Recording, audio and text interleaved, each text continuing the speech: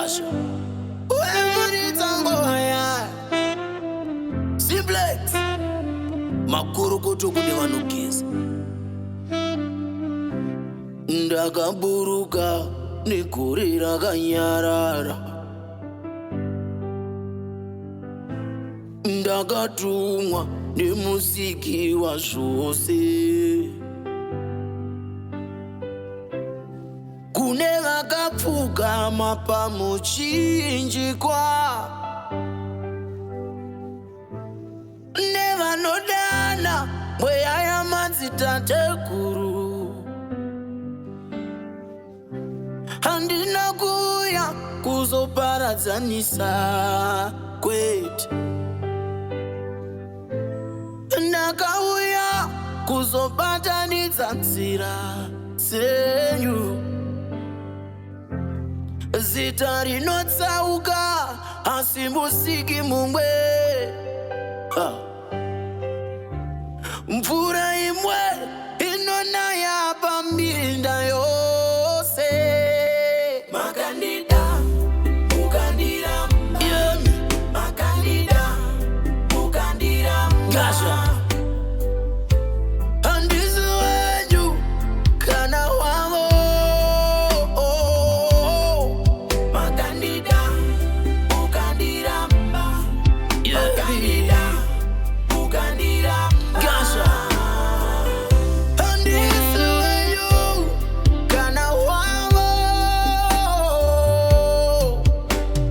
Tateguru angati ramba uchiteura chizukuru.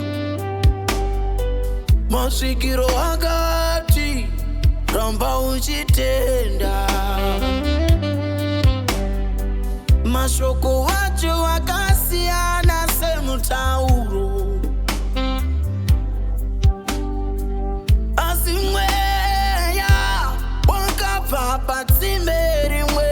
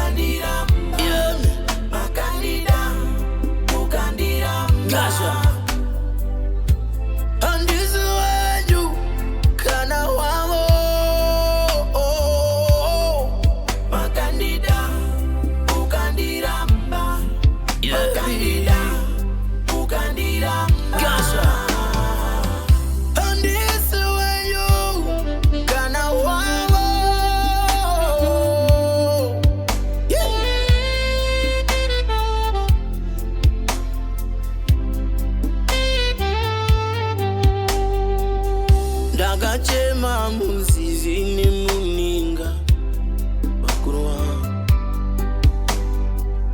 ndichiona vana vamusiki vachirwisana.